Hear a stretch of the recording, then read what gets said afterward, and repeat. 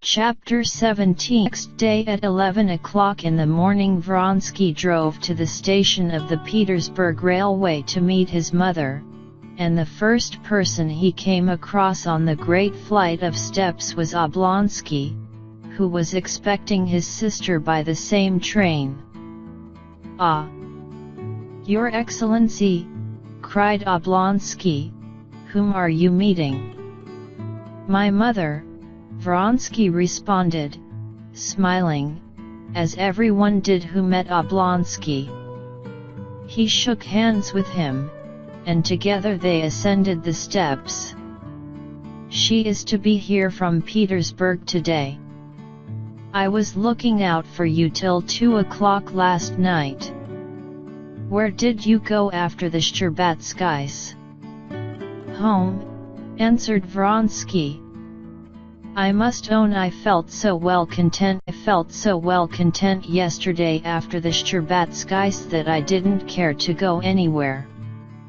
I know a gallant steed by tokens sure, and by his eyes I know a youth in love," declaimed Stepan Arkadyevich, just as he had done before to Levin. Vronsky smiled with a look that seemed to say that he did not deny it, but he promptly changed the subject. "And whom are you meeting?" he asked. I've come to meet a pretty woman," said Oblonsky. "You don't say so." "Honi soit qui mal y pense. My sister Anna." "Ah! That's Madame Karenina," said Vronsky. "You know her, no doubt." "I think I do. Or perhaps not.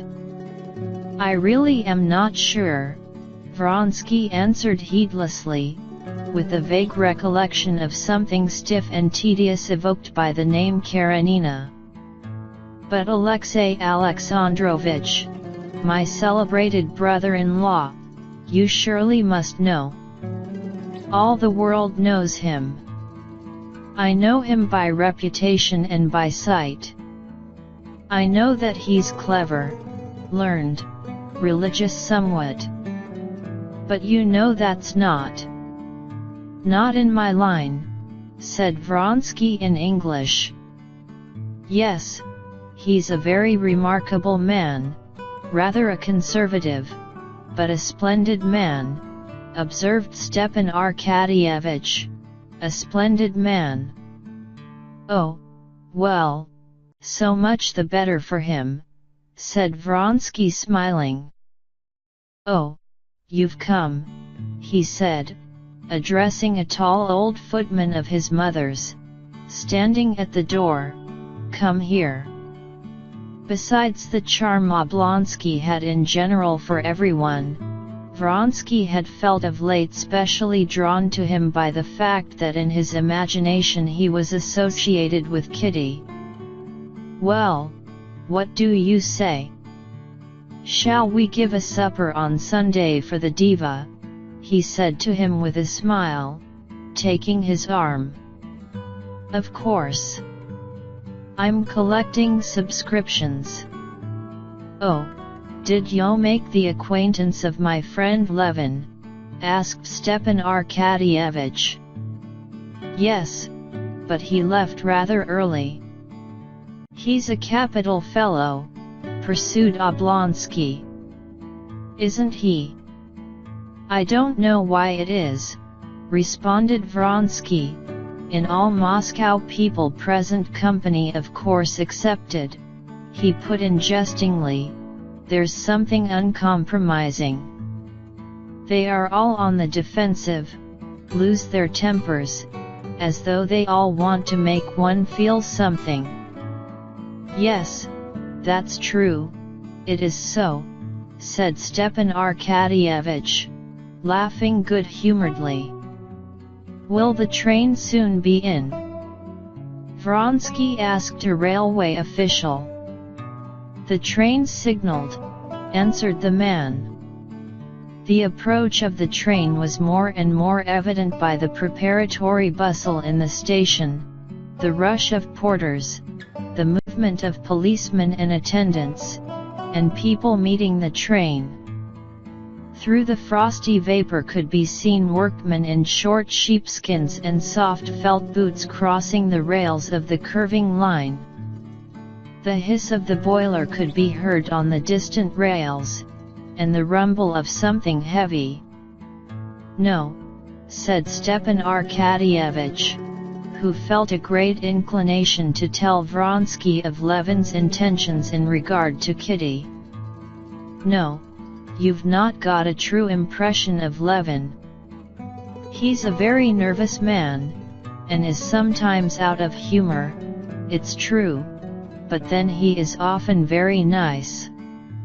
He's such a true, honest nature, and a heart of gold. But yesterday there were special reasons, pursued Stepan Arkadyevich, with a meaning smile, totally oblivious of the genuine sympathy he had felt the day before for his friend, and feeling the same sympathy now, only for Vronsky. Yes, there were reasons why he could not help being either particularly happy or particularly unhappy. Vronsky stood still and asked directly, "How so?" "Do you mean he made your Belsoer an offer yesterday?" "Maybe," said Stepan Arkadyevich. "I fancied something of the sort yesterday." "Yes, if he went away early, and was out of humor too, it must mean it. He's been so long in love, and I'm very sorry for him. So that's it. I should imagine, though, she might reckon on a better match," said Vronsky, drawing himself up and walking about again, "though I don't know him, of course," he added. "Yes, that is a hateful position.